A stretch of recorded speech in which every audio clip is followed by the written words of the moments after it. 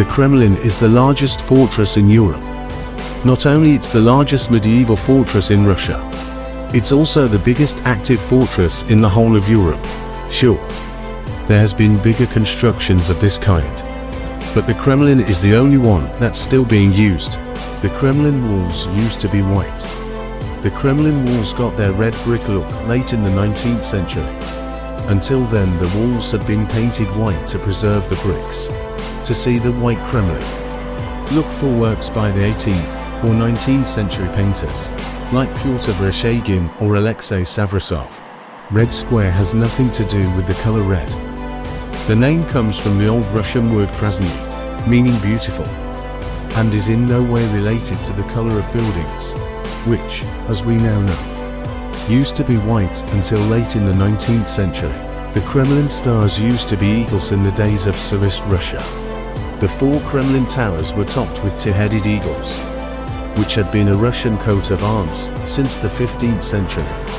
In 1935, the Soviet government replaced the eagles, which were melted down and replaced by the 5-pointed stars we see today. The 5th star on the Vogovzvednaya Tower was added later. The Kremlin towers have names. Of the 20 Kremlin towers, only 2 don't have proper names. They are called the first unnamed, and the second unnamed.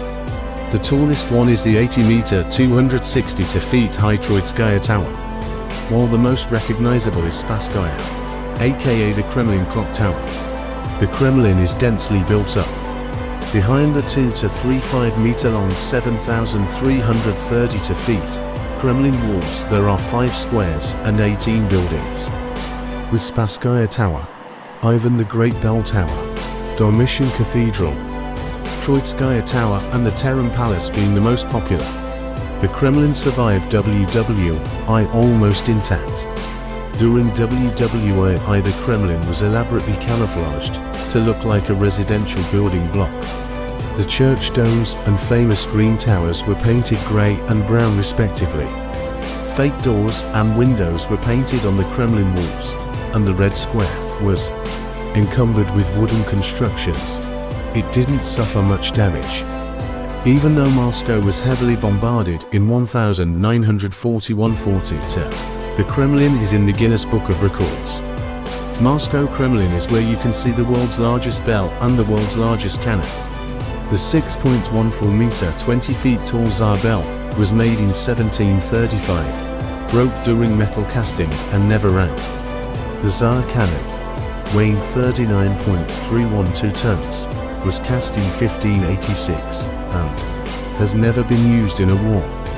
But it's the largest cannon by caliber, according to the Guinness Book of Records. The Kremlin stars always shine in their 80-year existence. The illumination of the Kremlin stars has only been turned off only twice, first during WWI, when the Kremlin was camouflaged to hide it from bomber aircraft. The second time, they were turned off for a movie. Oscar-winning director Nikita Mikhalkov was shooting a scene for The Barber of Siberia, which is set in pre-revolution Russia. The Kremlin clock has a deep secret. The secret of the Kremlin clock's accuracy literally lies beneath our feet. The clock is connected to the control clock in Sternberg Astronomical Institute via cable.